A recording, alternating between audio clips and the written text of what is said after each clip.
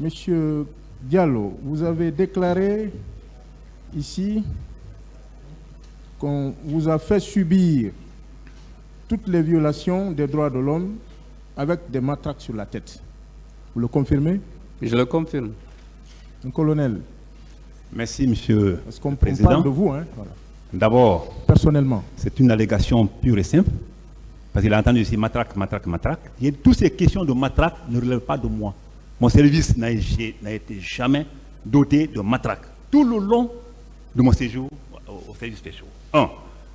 Tout ce qui est question de lacrymogène ne relève pas de moi.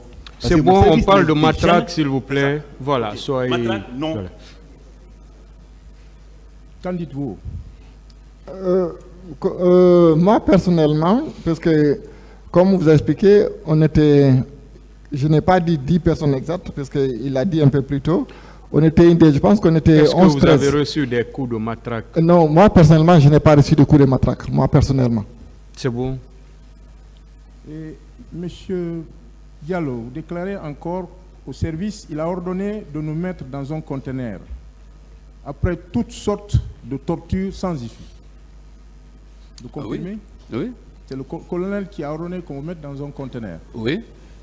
C'est lui. Il était le commandant en chef de, comme on appelle, le commandant, si vous voulez, j'enlève chef pour ne pas qu'on pense que je vais à l'autre hiérarchie.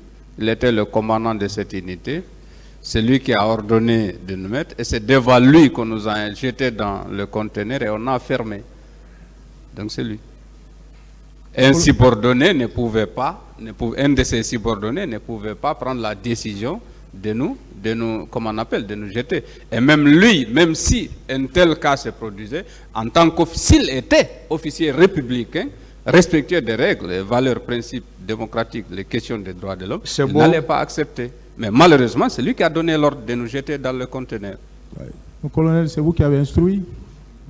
Maître, je vous dis que ces gens ne se sont même pas approchés au violon. Rappelez-vous donc d'un supposé conteneur.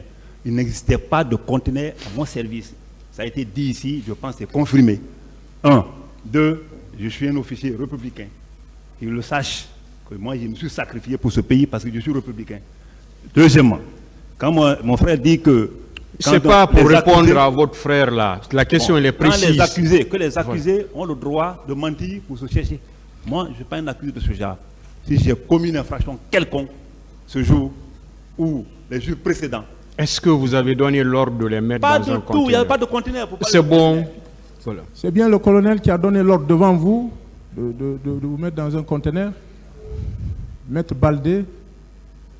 Oui, c'est lui qui a donné. Vous savez, maître, je vous expliquais les circonstances dans lesquelles il nous a envoyés là-bas, il nous a menacés. Et ce sont ces propos, j'ai mis dans ma déclaration, j'ai mis entre guillemets, ce sont les propos qu'il a tenus, pas seulement. Il dit que la grève de la faim, c'est une forme de terrorisme moderne. Après nous avoir obligés d'avaler ces pains fades libanais, il nous a mis dans le conteneur. Et moi, c'est là où, en fait, que je l'ai vu la dernière fois, si ma mémoire est bonne, parce que bon, ça fait très longtemps. Monsieur le Président, si vous permettez un petit élément par rapport au conteneur. Allez-y.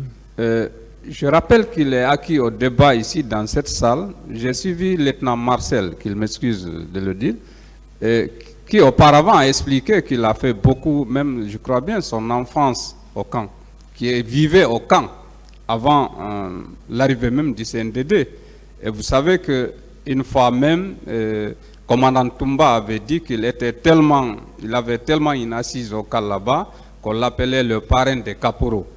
Ici, le lieutenant Marcel a bel et bien dit qu'il y avait des conteneurs avant l'arrivée du CNRD qui servaient comme on appelle, de lieu de garde, si vous voulez, du matériel militaire. Le lieutenant Marcel l'a dit ici. Donc s'il dit qu'il n'y avait pas de conteneurs, je lui rappelle que c'est déjà acquis au débat en connaissance de cause, une personne qui connaît bien qu'il y avait ces conteneurs là-bas. Bon. Voilà. C'est bon.